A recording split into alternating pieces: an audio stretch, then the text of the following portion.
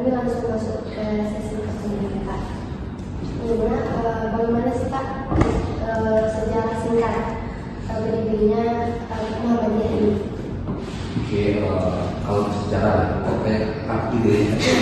Nah, kalau sejarah itu ya dulu awalnya di Jogja ya, kan dulunya di Jogja berapa 1912 ya. Dari apa? Oke, tahun 1912. Sebelum itu kan kita lagi dijajah sama bukan belum dijajah, tapi sudah ada Indonesia, namun masih beberapa sebenarnya yang sesuatu aja sih mau gimana ya kan, karena ada banyak kan juga kalau ceritanya zaman dulu masih banyak orang-orang Muslim, karena kayak belum ada yang membawa Muslim. Nah setelah itu Kiai Ahmad Dahlan lahir kan di Jogja. Kalau kita mau lebih tahu lagi biasanya di film sampai cerah biasanya nonton belum nanti nonton ya nanti sekarang tahu apa namanya sejarah Muhammadiyah itu nanti. Nah ketika kecil Ahmad Dahlan lahir yang mengalami keluarga kebiasaan di Jogja itu kan itu lebih pada NU sih gitu ya. Pada NU ada ya maksudnya kalau kenapa bapak NU ya kan ada tahlilan, ada 7 hari, ada 3 hari tarawih minggu gitu ya kan. Nah terus jadi yang adalah ini ya dia seperti itu di apa namanya kalau zaman dulu ada lahir, ada selamatan, ya kalau Jawa ya ada selamatan, ada yang pokoknya yang ritual-ritual agama. Karena bapaknya juga seorang terpandang lah agamanya di Jogja itu. Nah terus ya karena mereka terpandang ya salah satu imam masjid gede kalau mungkin kalau sini kayak Masjid Agung gitu ya, itu salah satu imam atau khotib ya, khotib itu dapat yang isi ceramah ataupun yang yang isi ketika sholat gitu kan, ketika hari Jumat seperti itu. Nah jadi setelah itu Ahmad Dahlan lahir ya mungkin kalau menurut bapak ya karena bapak belum pernah ketemu Ahmad Dahlan juga ya, kalau lihat dari ceritanya si Ahmad Dahlan kecil ini namanya Muhammad Darwis, mereka dia cerdas. Kenapa? Ya karena mereka jadi kalau kamu pernah ke Jogja itu di alun-alun ya, ada namanya alun-alun yang ada pohonnya 2 ini ya, ada ceritanya kan? Ada tipe ya. Nah, jadi kan ada 2 pohon besar itu ya kan? Nanti kan ada itu namanya yaitu untuk apa ya namanya alun-alun kayak lapangan itu ada acara apa itu bukan karakter. Nah jadi di situ ketika dia mau meminta apapun misalnya anaknya supaya pinter, anaknya supaya mereka mengasih saja itu bahasa Indonesia kayak kasih tumpeng itu dibawa ke pohon yang besar tadi, dibawa ke pohon yang besar, dikasih pohon yang besar dengan permintaan banyak sekali misalnya supaya sisinya lancar, supaya anaknya pintar ya kan. Habis itu ditinggal ya kan, baru ditinggal sebentar diambil sama kayak yang kecil ya, masih kecil ya namanya ya sama seumuran ya SD lah ya kan, masih apa ya namanya anak-anak lah gitu. diambil dimakan sama teman-temannya. Terus paket yang kan baru pulang tuh paketnya si bapak tadi, doa kita dikabulkan nih, dimakan nih biar kita padahal yang dimakan ya anak itu gitu maksudnya. Dan Ahmad Dahlan ya bertanya kenapa sih kok berdoa kok minta sama pohon gitu ya kan, pohon misalnya dimakan gitu. Jadi beliau juga tanya seperti itu, kenapa sih kok minta sama yang seperti itu.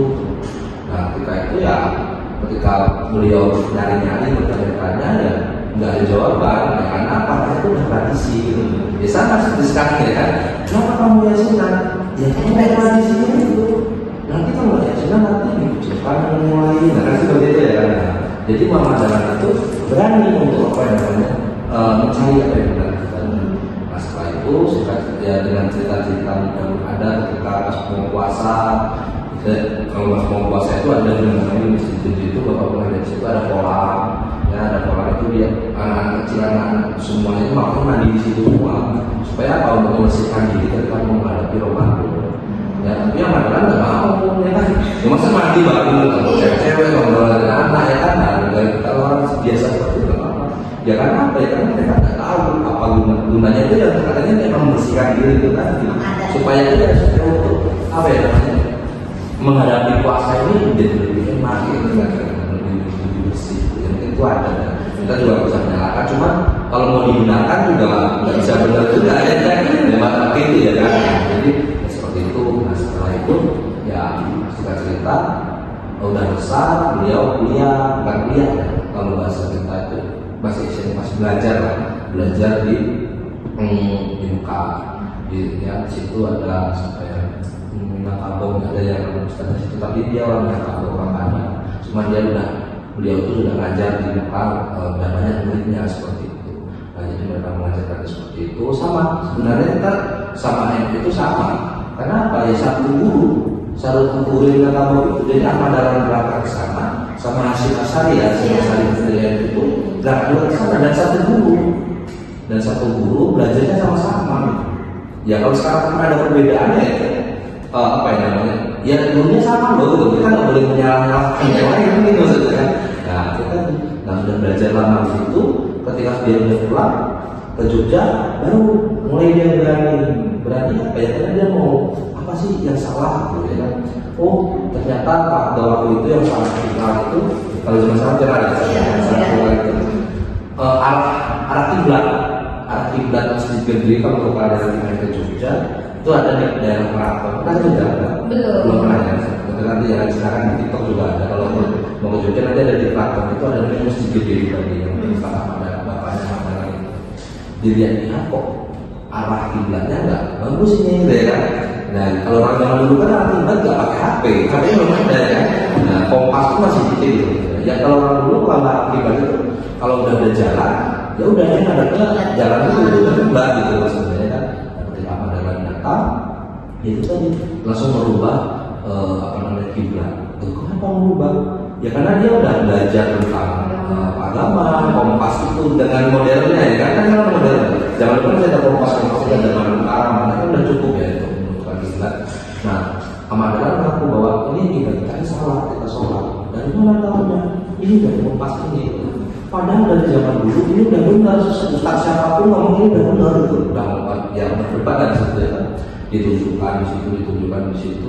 Ya ternyata dan menurut dia namanya orang apa ya udah percaya bahwa ini benar. Kalau ada yang datang ya itu kan ngeyel gitu ya, dan kayak ada masalah. Tapi Ahmad Dahlan tentu pendiriannya ketika sholat berjamaah, ketika yang lain ada ke sana, Ahmad Dahlan geser ke sini. Kalau kiblat jadi ada tuh ya kan dia punya murid-murid ya, ada anak-anak dari sekitar orang 5 lah. Itu kiblatnya itu jadi jalan situ. Nah kalau orang itu pernah satu malam itu ya karena muridnya kan kasihan dengan Ahmad Dahlannya kok sendirian kita gitu kan. Di lubang ada kayak sekolasi ya, ada garis kalau itu ada garis. Karena itu banyak buat kita sulit. Apa namanya ya harus yasinan, kadang-kadang kan seperti itu kan berapa biaya yasinan cuma 2 juta. Bisa apa ada yang gratis, pak ada yang gratis. Cuma nanti pulang dari yasinan mungkin dia nggak mau ada makanan yang kayak gitu kan.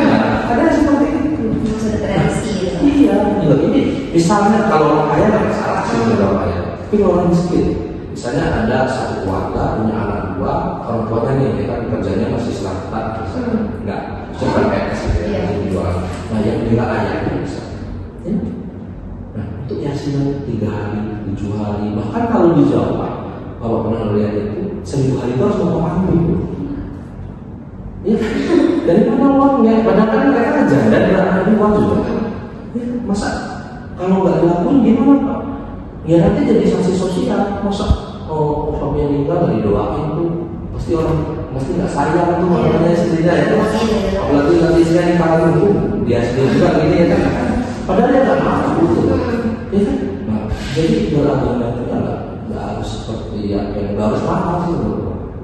Jadi kan mahal. Berapa harganya? Kan kalau doa misalnya orang tuanya masih ada? Belum masih ada. Misalnya orang tua kita nggak ada, ya sudah kita doain sendiri aja. Kan bukan apa? Iya kan? Dan kan ada hadis tuh dikatakan bahwa kalau ada orang meninggal kan cuma 3 pahala yang pasti mengalir. Pertama dari doa yang soleh, kedua ilmu yang bermanfaat, yang ketiga adalah menjadinya. Nggak ada situ dalilnya bahwa ketua RT bisa sampai ketua RT, ketua apa ya, kampus kan nggak ada atau tetangga, ya kan tradisi tadi. Ya nggak bisa dirubah. Ya, harusnya bisa dirubah sih gitu. Cuman ya karena mereka udah ngeyel, ya ini Susah kan? susah. Tapi kalau mereka bahasanya sedekah ya, kalau sekarang bahasanya Iya, sedekah, ini kalau sedekah kan bagi yang mampu. Iya. Lah kalau banyak uangnya mau sedekah sama siapapun, ya sedekah mau ngasih makan siapapun, terserah ya. Tapi kalau nggak mampu, karena terpaksa kan, padahal adabnya ketika ada orang meninggal, kita tahu yang mampu. Nah, saya itu kita yang bantu mereka. Bawa suku-suku bawa uang, bawa beras, bahkan masih ada tradisi bawa beras itu kan? Maksudnya, nah bawa beras itu ya harusnya banyak banget, jangan cuma sedikit kan itu kan?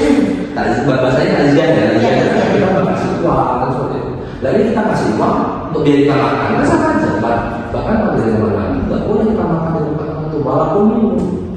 Dan makanya nanti kalau teman-teman ada yang razia tempat orang, usahakan jangan minum di situ. Ya kalau mau minum nanti takut nanti capek pak, ya bawa minum sendiri aja.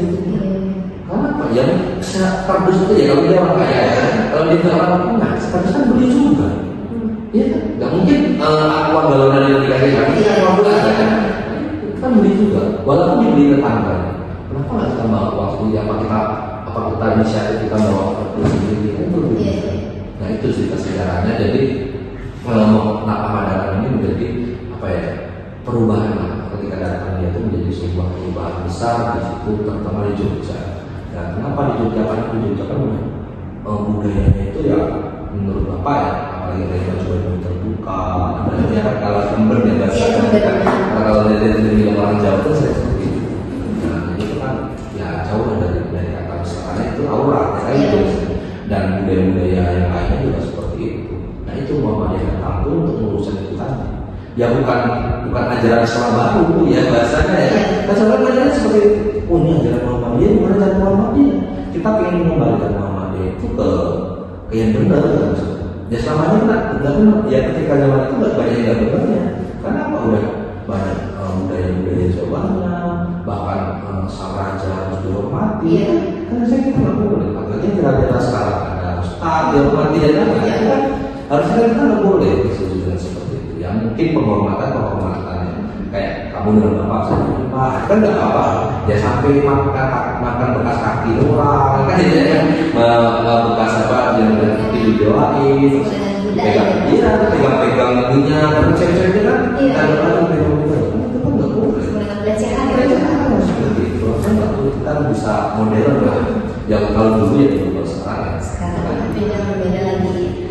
Tadi saya ingin singkatnya ya nanti kalau mau lebih lengkap lagi tonton aja di YouTube ada saya tentang sang pencerahan nanti banyak itu dan kayak sekali apa yang membuat ya karena zaman dulu kan mereka menyerang kita jadi untuk dia juga berjuang belanja yang lain. Oke sudah.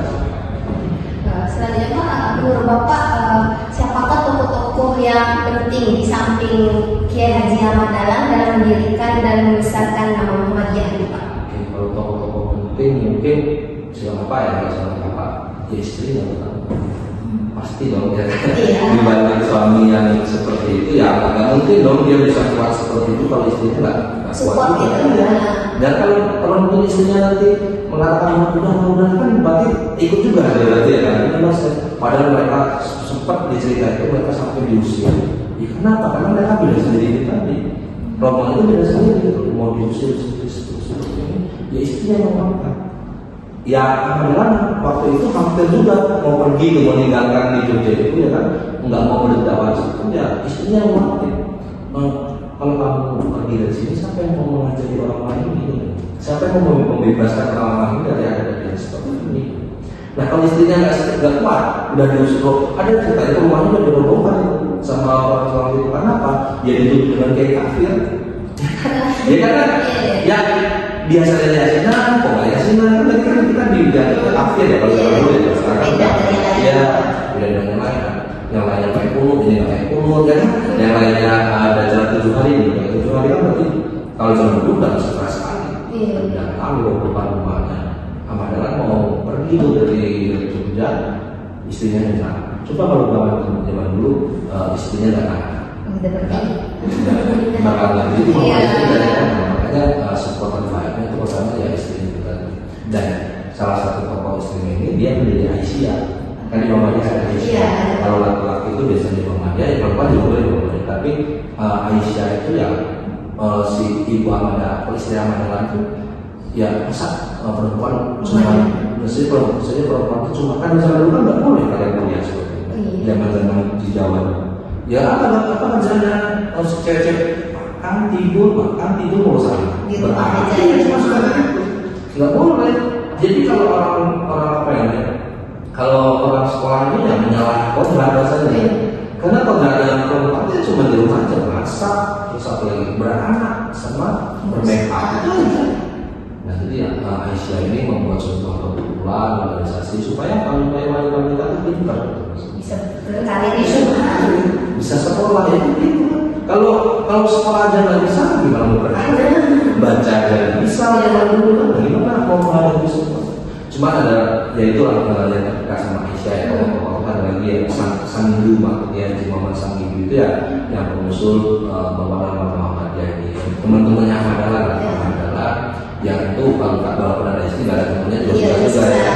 Karena ya kita berorganisasi kan harus banyak orang, kalau cuma satu orang yang organisasi yang ada lagi kayak Haji Ibrahim juga itu ada Adi Pari kayak Ahmad Dahlan, dia juga bantu Ahmad Dahlan juga berdakwah selalu menemani, lalu kalau kasih diskusi ceramah itu mereka melakukan seperti itu. Mungkin itu yang apa ya? Masih banyak lagi ada Udin, ada Buya Hamka, ada yang lainnya itu yang mengurus Muhammadiyah.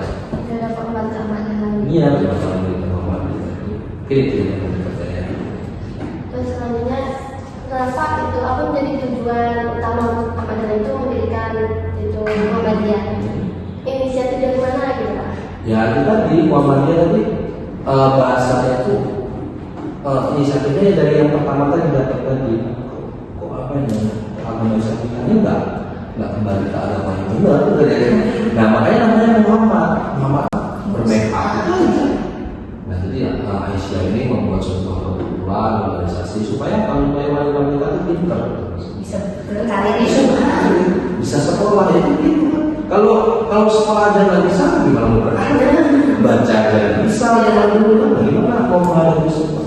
Cuma ada, ya itulah yang terdekat sama Aisyah ya. Kalau ada lagi ya sang ibu, maksudnya Haji Muhammad sang ibu itu ya yang pengusul Bapak Muhammadiyah ini. Teman-temannya Ahmad Dahlan, yang itu kalau pada istri nggak ada temannya juga ya. Karena ya kita berorganisasi kan harus banyak orang, kalau cuma satu orang yang organisasi yang ada lagi kayak Haji Ibrahim juga itu ada Adi Pari kayak Ahmad Dahlan, dia juga bantu Ahmad Dahlan juga berdakwah selalu menemani, lalu kalau kasih diskusi ceramah itu mereka melakukan seperti itu. Mungkin itu yang apa ya? Masih banyak lagi ada Udin, ada Buya Hamka, ada yang lainnya itu yang mengurus Muhammadiyah. Ada pengemban keamanan. Iya, betul betul Muhammadiyah. Mungkin itu yang pertanyaan. Terus selanjutnya, kenapa itu apa menjadi tujuan utama Ahmadiyah itu mendirikan itu Muhammadiyah? Inisiatif dari mana gitu Pak? Ya itu tadi Muhammadiyah tadi bahasanya itu inisiatifnya dari yang pertama tadi didapatkan di kok apa ini agama Islam ini nggak kembali ke agama yang benar itu dari. Nah makanya namanya Muhammad itu apa yang Nabi kita Muhammad? Iya itu apa? Pengikutnya. Berarti kita tahu agama Islam itu pengikut Nabi Muhammad. Nabi Muhammad itu seperti apa sih kegiatannya? Apakah Nabi Muhammad ada yasinan dulu ya kan? Ya mungkin kalau bahasa kita dari kuat, mereka ada, gitu. Tapi bukan Nabi Muhammad yang suka pengikut-pengikutnya. Tapi kalau Nabi Muhammad sendiri nggak ada melakukan seperti itu. Ya bukan berarti yasinan salah ya, tapi jangan datanya nanti dosa kan boleh nggak gitu. Ya itu ya mereka masing-masing lah. Cuman kalau ya gimana caranya agama itu kembali kepada zaman dulu ketika Nabi Muhammad ya berdepan pada apa? Berdepan sama Al-Quran sama hadis itu tadi. Tidak melakukan kritik budaya, tidak seperti ini. Ya walaupun kita tinggal di Indonesia ya, tapi beragama ya pakaian muslim itu seperti apa sih gitu ya kan? Ya harus untuk aurat gitu ya kan? Apalagi kalau yang cewek-cewek kalau yang di Jawa itu seperti itu. Ada pakaiannya seperti itu, terus nanti kayak apa tadi nyembah pohon tadi ya kan, mengasih pohon banyak sekali. Bid'ah namanya bid'ah ya kalau itu bid'ah itu menambah-nambahkan, terus ada apa TDC bid'ah, ada yang apa namanya yang percaya dengan pendukung. Nah itu amalan itu dengan membalikkan itu ke agama Islam sebenarnya, bahwa dukun itu nggak bisa apa-apa misalnya kan zaman dulu kan zaman banyak santet lah PLN lah itu banyak sekali. Itu dari amalan itu, dan situlah inisiatif dia bagaimana dia memahami. Tapi bukan cuma di agama aja inisiatifnya, ya bagaimana tadi yang Aisyah tadi dan amalan tadi, ya orang tadi kalau kita cuma dicelanya seperti itu ya nggak bakal tahu apa-apa. Tapi harus sekolah, ini kan dia bisa baca. Yang kita mau ceramah dengan orang yang nggak tahu kan juga susah ya. Kita mau ngomong sama orang yang nggak tahu itu susah banget. Dan beda kecuali kalau ngomong dengan mahasiswa, karena dia udah sekolah. Oh, jangan jangan kasih makan ke pohon misalnya. Kalau ngomong sama kalian percaya kan pohon nggak bisa kasih apa-apa ya. Nah, tapi kalau cuma ngomong sama orang tua yang di sekolah misalnya, itu belum pernah memakan waktu sekolah misalnya. Jadi nggak percaya tuh nenek moyang itu kayak gini ya. Nanti kalau kita menyembah ini seperti ini ya, nanti kita bakal dikasih ini. Iya, ada belajar lagi. Iya, karena nggak belajar lagi. Kita bisa nyalain mereka juga, karena mereka nggak apa ya, bukan nggak pintar ya maksudnya. Logikanya itu belum main gitu loh. Jadi mereka percaya aja dengan apa yang mereka. Seperti misalnya kalau hamil misalnya bawa cemiti kemana-mana ya. Kalau kita pikir secara logika ya, secara logika nggak ada hubungannya kan cemiti dengan kehamilan ya. Kecuali kalau kamu hamil, kamu pakai mobil supaya kamu nanti nggak terhamil itu ya. Kita percaya kan saya. Tapi kalau cemiti ya, apa urgensinya cemiti dengan kehamilan? Nah kalau itu kan saya itu ya. Kalau coba kalian bertanya sama orang tua kalian, orang tua dulu yang gitu ya. Jadi itulah yang pengen diusahakan masyarakat kita ya, kembali ke agama yang tadi Muhammad ya tadi, dia pengikut Nabi Muhammad, bukan pengikut ustaz ini, bukan pengikut nenek ini ya. Itu mungkin saja. Dari sejarah itu Pak, apakah menurut Bapak itu yang dapat dipetik oleh anak generasi sekarang ya Pak, dari sejarah Muhammadiyah itu? Ya banyak sekali ya, banyak sekali. Pertama ya kita harus belajar sih ya. Ketika kita mau beragama, ya kita jangan cuma ikut-ikutan. Walaupun dengan Ustaz Muhammadiyah sekali, misalnya dalam Bapak ngajak kamu lo boleh sini, ya kamu jangan langsung percaya. Cari tahu dulu. Ya kamu kan seperti ini kan, sama seperti itu. Kayak misalnya kita nih ada perbedaan apa misalnya ada perbedaan puasa. Kan anak-anak zaman sekarang ya udah maju pemerintah kan ya. Nah harusnya apa? Ketika kita orang zaman sekarang kita udah ada internet, udah ada YouTube, udah ada TikTok itu kan ada banyak juga. Walaupun banyak yang kita juga ya. Nah ataupun di tempat-tempat lain kita bisa belajar itu. Gimana belajar? Kenapa sih orang ini kok beda-beda? Kan kita harus penasaran. Jangan terima aja lah. Itu sama kayak orang dulu ya. Kamu gak sedikit mana-mana ya, terima aja lah. Karena ini seperti ini deh. Nah tapi ada perbedaannya. Apa perbedaannya? Oh, ternyata dia menggunakan ilmu nih, menggunakan ilmu fisika misalnya. Dan kalau yang NU ataupun yang pemerintah masih menggunakan ruqyah hilal, maksudnya melihat hilal ya, melihat hilal. Toh, coba kalau kalian lihat hilal itu bisa nggak sih pakai mata? Iya. Kalau pun kadang hilal susah. Ya, pakai apa ya zaman sekarang modelnya? Toh kita sekarang sholat nggak perlu 5 hari. Zaman Nabi kan seperti itu. Ketika kita mau sholat dulu nih, kita katakan tongkat. Nah kalau bayang-bayang udah geser sedikit, baru kita bisa sholat dulu. Sekarang pernah nggak kalian? Ya apa kalau mau sholat? Jangan. Nah kalau kita tadi ketinggalan jam, nah sama seperti itu. Makanya ketika belajar di zaman sekarang, kita harus belajar agama itu ya belajar banget. Jangan cuma kata Ustaz ini sholat ini. Ya, siapa tahu Allah Akbar ini kan? Siapa tahu ini salah. Kenapa Allah Akbar ini? Iya kan lebih jauh kan? Kalau bapak sering bertanya sama Rasulullah seperti itu, kenapa tak seperti ini aja? Nggak tahu Pak, karena Ustaz saya jadi seperti itu. Jadi kan mereka kan tahu dari mana? Dari Ustaz ya. Padahal dalilnya udah banyak sekali. Kalau kamu lihat itu, apa dari kan kita mau sholat itu kita harus ikut Nabi kan? Iya. Kan dari itu kalau sholat kamu, bagaimana Nabi itu sholat? Ya kalau Nabi sholat kayak gini aja nggak kayak gini. Iya. Kayak gini. Gimana Pak bahasa kayak gini? Ada yang bisa. Nah Nabi itu kalau seperti ini, boleh seperti ini, adiknya seperti ini. Kenapa pas Nabi itu seperti ini? Ya karena zaman dulu zaman perang, di sini ada pedang sih. Ketika nanti ada musuh menyerang, dia bisa langsung narik pedangnya. Kalau sekarang bisa nggak? Ya bisa, ya apa? Karena tadi memang menjelaskan ya, cuma kan nggak perang gitu lah. Apa lagi dia bisa lakukan gitu kan? Nah seperti itu.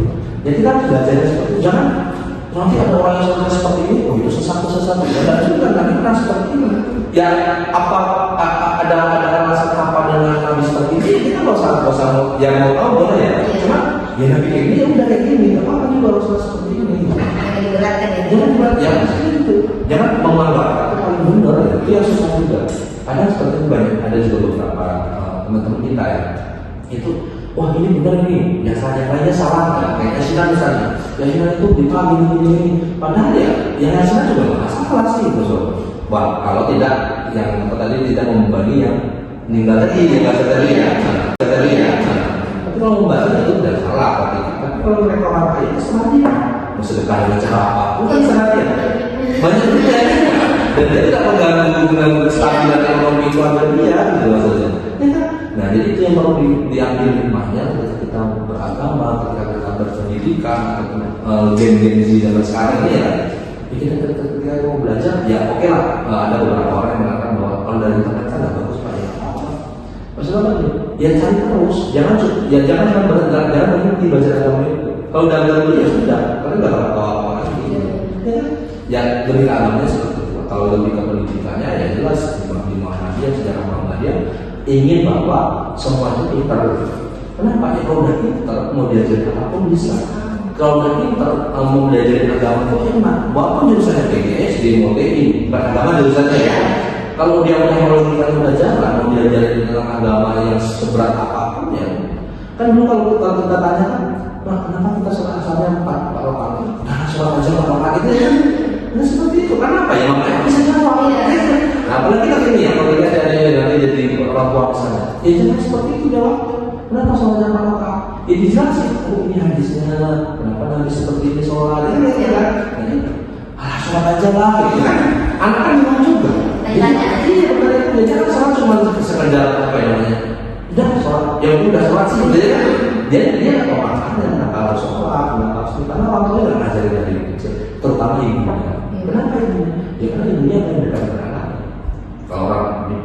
Kalau umumnya ya, kalau umumnya kan suami itu bekerja, yang jaga rumah kan anak apa istri sama anak ibu ya, jadi itu harus ibunya. Jadi untuk ibu-ibu ya harus ibu-ibu kan sudah ya harus tetap, walaupun dia nanti atau bekerja atau enggak, nanti mau jadi apa? Kenapa harus pintar? Ya harus pintar untuk anaknya kan. Jadi anak-anak kita itu datang dari ibu yang pintar gitu ya. Ada beberapa ibu yang pintar, anaknya pintar. Itu harus kerja keras anaknya.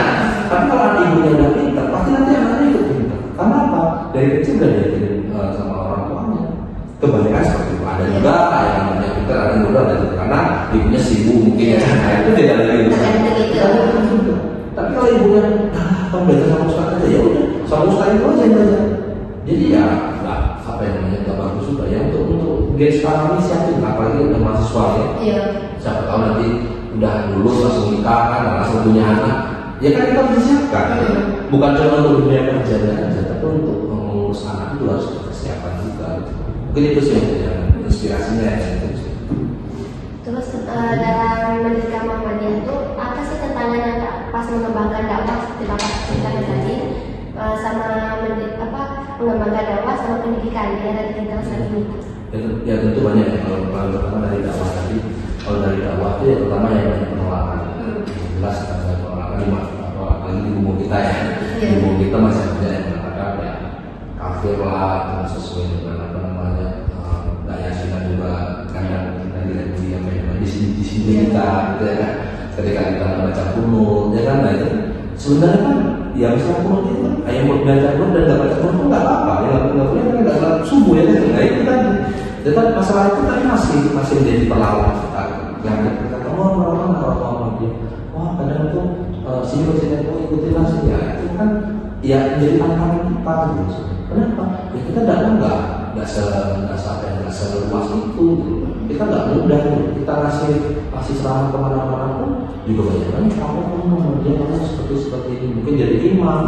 Kita jadi imam, kita kan kalau sama dia alhamdulillah ya nggak bismillah ya. Nanti menjadi masalah juga di kalau seperti itu. Jadi kita banyak menolak itu ya namanya kritik kecil kita lewatin dakwah seperti itu harus dilewati. Karena apa? Ya mereka menolak itu kan mereka belum tahu gitu. Sama kayak ada nih kan? Karena mereka kayak saya kayak gini, saya bukan masalah yang untuk Muhammadiyah, yang mana sih yang benar? Itu yang perlu kita cari gitu. Tapi tidak boleh juga menyalahkan dengan ajaran yang lain. Mungkin dia juga benar ya. Ya kita yang benar kita nggak tahu. Tapi yang benar kan ketika ada kita benar salah apa Muhammadiyah itu apa? Yang kalau Muhammadiyah kan mendekati ya tadi itu. Kita percaya dengan Quran dan hadis. Kita nggak percaya dengan katanya Ustaz ini, katanya Ustaz itu, ya kan? Maksudnya yang tidak sesuai dengan hadis ataupun bertentangan dengan hadis itu. Jadi nggak percaya. Kalau bidang pendidikan itu lebih besar lagi sih. Apalagi kita sekarang banyak sekali pendidikan saatnya seperti UBA, seperti SD Muhammadiyah. Ya terutama swasta ya, karena kita swasta dan itu tidak dibantu oleh pemerintah. Ya kalau dibantu pemerintah kayak SD itu kan dikasih uang, dikasih. Ya kalau kita ya makanya kamu SPP mahal sih. Karena swasta tadi. Tapi kalau negeri bisa lebih murah. Kalau bapak dalam dulu ya bisa memanfaatkan seperti itu, Pak SPP Pak menambah 100.000. Ya saat itu satu semester ya gitu. Kalau sekarang mana di negeri pun seperti itu, lagi di swasta. Ada uang inilah, ada uang daftar ini, ya kan apa? Karena dia tidak dibantu oleh negara. Ya ada beberapa yang dibantu kayak KIP misalnya, ya. Terus ada bantuan, tapi nggak sebanyak di nggak sebanyak di pemerintahan. Kan? Sama kayak SD itu kan, ya berdasarkan dari itu tadi. Ya ada bantuan, cuma nggak full bantuan. Dan apanya yang turun dari pusat itu kan. Makanya kendalanya adalah ketika pendidikan ini ya dengan uang yang mahal tadi. Dengan uang yang mahal, kalau kualitasnya sama seperti negeri, ya kita bakal kalah dengan negeri. Tentu menjadi guru di Muhammadiyah, menjadi dosen di Muhammadiyah, kita harus berkreasi supaya apa supaya lebih menarik. Kalau sama di negeri kan kayak SD Muhammadiyah dan SD negeri misalnya, ya mending di SD negeri dong, dan murah dan itu sama aja kita makanya di SD Muhammadiyah atau SMP atau SMA harus membuat perbedaan. Apa bedanya? Takfis lah, atau ke agama, atau kepada kegiatan-kegiatan ekstrakurikuler, sama kayak SD swasta lainnya itu. Nah itu tantangan di pendidikan dan paling mengerikan ketika gaji gurunya rendah misalnya.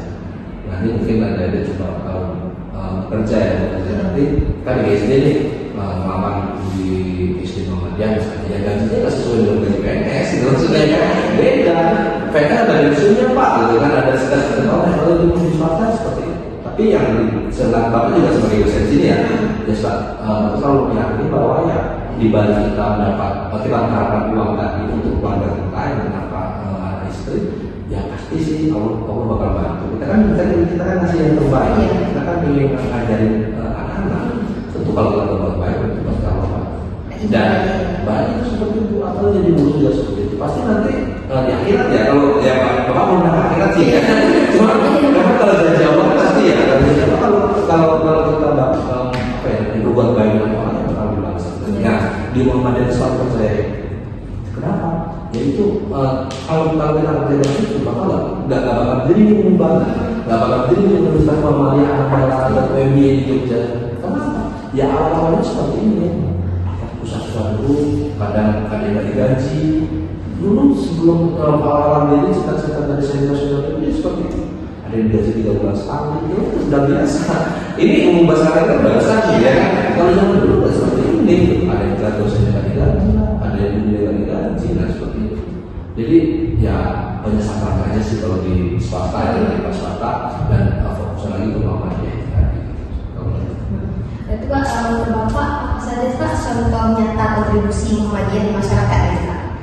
Kalau contoh kontribusi masyarakat itu ya kita sudah memberikan SMP kayak Muba ini, kayak kita contoh yang kita di Muba ini ya siapa aja harus kuliah, bahkan teman-teman kita non muslim pun boleh, bahkan di Papua itu Unin Sorong ya teman-teman kita Muhammadiyah Sorong Papua 75% adalah non Islam. Kenapa ya? Makanya kan buka untuk siapa aja. Supaya mau belajar. Saya mau belajar aja. Ya, kita kan konsep dari awal bukan mengubah. Nggak bakal jadi Universitas Muhammadiyah atau PMI di Jogja. Kenapa? Ya awal-awalnya seperti ini. Susah-susah dulu, kadang nggak digaji. Dulu sebelum awal-awal ini cita-cita dari senior-senior itu seperti itu. Ada yang gaji 3 bulan sekali, itu sudah biasa. Ini umum sekarang kan biasa ya kan. Kalau zaman dulu nggak seperti ini. Ada yang dosen nggak digaji, ada yang nggak digaji, dan seperti itu. Jadi ya banyak sangkaan sih kalau di swasta ya, di swasta dan fokus lagi ke Muhammadiyah. Itu Pak, menurut Bapak apa saja Pak contoh nyata kontribusi Muhammadiyah di masyarakat ya Pak?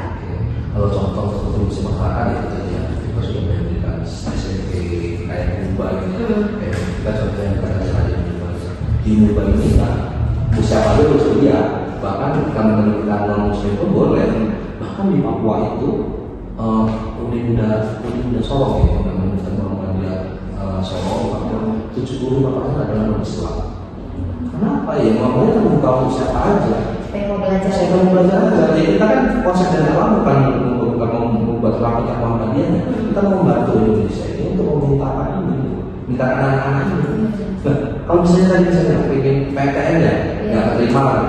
Nah terus kalau nggak ada belajar Muhammadiyah, dia gimana? Ya, mungkin nunggu tahun depan ya, tahun depan lulus lagi. Ya, nunggu tahun depan ya, kalau lulus kan PTN ada batasan ya tahunnya. Kalau swasta mau umur berapapun yang penting dia sambung banyak, ya bisa karena mau siapapun, mau orang mau orang non muslim aja diterima, apalagi orang sama-sama Islam, apalagi namanya yang lainnya misalnya, kan bisa diterima mereka. Nah itu masuk ke kontribusi itu, apalagi SD Muhammadiyah seperti itu juga, SMP, SMA seperti itu. Dan yang paling penting itu ada dinas sosial, kami punya juga Muhammadiyah punya namanya dinas sosialnya itu ya, panti asuhan Muhammadiyah. Nah itu ada juga itu. Ya kalau panti asuhan Muhammadiyah anak yatim, anak piatu seperti itu diurus oleh negara, kan negara gitu. Anak dan insan semuanya anak dan yatim anak harus oleh negara. Nah kalau negara harus semua itu apa enggak bebannya tinggi negara? Kenapa? Terus ada apa yang itu membantu juga buat panti asuhan. Kita di panti asuhan itu ramai sih. Panti asuhan itu juga SKB. Oh iya. Ada ya. Di situ ada panti asuhan. Ya nggak sekolah Muhammadiyah juga. Malah lebih banyak orang itu di sini. Ya apa ya itu dari mana apa Muhammadiyah juga nggak kaya. Dan ya iuran. Jadi orang-orang Muhammadiyah yang kaya ya kita itu rasanya siapa yang mau mendonasikan uangnya itu tadi. Karena apa ya kita ingin membantu kita. Ya kalau pemerintah kan dibantu ya mungkin ya ada panti asuhan yang apa ya dibantu pemerintah. Kita Muhammadiyah seperti itu. Dan ini ada di iuran. Ya kita harus terus teman-teman yang udah mapan gitu ya, dan boleh juga orang aktif boleh juga untuk berkontribusi. Nah itu mungkin kontribusi nyata di Muhammadiyah terhadap negara sih, lebih pada masyarakat, intensinya pada masyarakat, tapi bisa kepada negara. Bahkan pernah juga pemerintah pasal BPJS kan BPJS kita sama Muhammadiyah berapa kali dan sampai sekarang bukan itu, kayaknya masih ada kalau pemerintah sama BPJS. Tapi kemarin iya, banyak utang seperti itu ya. Karena ya kalau dia utangnya sama orang lain, itu tidak banyak ya. Tapi kalau Muhammadiyah ya seperti kita membantu aja. Mungkin itu sih yang bisa kita. Terus apa saja program Muhammadiyah yang paling sukses pada saat ini? Program Muhammadiyah yang sukses mungkin pendidikan ya, pendidikan apa gitu. Di setiap daerah itu ada komunitas. Biasanya ada aja Muhammadiyah. Iya, di sekolah kampus ya lebih. Kalau di SMP kalau di daerah kita kan masih sedikit. Tapi kalau kampus juga banyak ya. Dan banyak membantu juga di setiap daerah, bahkan di daerah terpencil pun kadang juga ada kayak di Solo, di Sawangan itu ada juga kan. Jadi nggak cuma di kalau negeri kan cuma di Jambi ya kan, cuma di Padang, cuma di kota gitu. Tapi kalau di sini kan ada juga Muhammadiyah juga ya. Nah, di sampai situ pun ada Muhammadiyah juga. Memang khusus untuk Muhammadiyah soalnya Pak. Namanya? Ya kayak kampus dan khusus Muhammadiyah. Iya, ada namanya gitu ya. Nah jadi itu mungkin kepada kontribusinya ya, untuk yang menonjol ya, yang ini pendidikan tinggi tadi. Karena apa ya itu nampak nyatanya sih. Yang walaupun banyak juga SD Muhammadiyah kalau kita main ke Jawa ataupun daerah-daerah Sumatera Selatan ataupun di Sumatera Utara itu banyak SMP Muhammadiyah juga banyak yang pendidikan pendidikan, Muhammadiyah lebih mengambil ke pendidikan sama panti asuhan yang membantu pemerintah rezeki. Itu. Coba bagaimana peran perempuan dalam kontribusinya terhadap perkembangan organisasi Muhammadiyah itu, Pak? Oke, ya itu tadi ya, yang berjalan sejak tadi ya, sejak kita udah ada namanya Siti Walidah, namanya dari Siti Walidah yang mendirikan ISIS. Ya perannya sangat bagus sekali. Ya bagaimana? Ya kalau dibilangkan dengan Kartini ya, kayaknya lebih duluan Siti Walidah ini lah untuk perempuan gitu ya. Cuma mungkin beliau tidak terekamnya. Sekarang udah jadi pahlawan juga, cuma sekarang yang terkenal ibu-ibu apa namanya? Yang mengatakan pahlawan itu namanya Kartini ya, Kartini itu ya sebenarnya sama aja, kita nggak membedakan. Cuma ya banyak pertama anak perempuan baru sekolah itu penting sekali. Kenapa? Ya tadi bapak, walaupun dia nggak berguna nanti untuk dia kerja, misalnya nanti di PGSD kerjanya di bank ya nggak masalah, ya kan? Misalnya nanti PGSD kerjanya cuma jadi rumah tangga ya nggak masalah, ya apa untuk anak-anak mereka? Ya itu yang harus ketika kita ingin anak kita pintar, harus dari orang yang pintar gitu loh. Ya kalaupun kita belum pintar, ya kita harus jadi pintar karena apa? Supaya kita nanti jadi pintar. Kita itu mungkin yang perlu katakan gitu. Jangan cuma mengejar karir gitu, ya kan? Boleh berkarir Pak, boleh, nggak ada yang marah. Cuma lebih utama adalah kalian mempunyai keturunan yang pintar gitu. Jangan sampai kalian berkarir udah tinggi sekali, udah jadi profesor ini, anaknya kelakar, anaknya narkoba, anaknya minuman keras, nggak ada keberhasilan kita gitu. Apalagi di ibunya. Ini kan peran wanita ada di peran itu seperti ya bukan bapak berarti harus wanita atau suami rumah enggak. Ya wanita boleh berkarir, cuma kita harus bisa membagi waktu. Yang peran itu di situ. Makanya kenapa sekarang banyak yang berkarir atau banyak seperti itu ya. Tapi berkarir boleh cuma harus diseimbangkan. Nah banyak yang kita tidak paham seperti itu. Lebih mungkin karir walaupun karirnya menjual waktu misalnya penjualan ya mereka menikmatikan jualan mereka daripada usaha mereka, ya kan? Ya kalau kita bahasa kalau sekarang kalau penelitian dia jadi apa? Saya penelitiannya apa? Ya mungkin ada beberapa penelitian yang bagus, cuma ya kita tuh meneliti ya kita nggak yakin loh, sama kita sendiri aja kalau kita mau ngajarin kita karena nggak yakin kan berarti kita sama-sama ini. Kita nggak dikasih pada tahu dia gitu ya, kita dikasih itu ya. Iya, kita nggak tahu bahkan ada beberapa juga ya yang kasus viral itu disuruh kasih kalau dia ini siapa sih yang kuat turun anak? Ini ada enggak?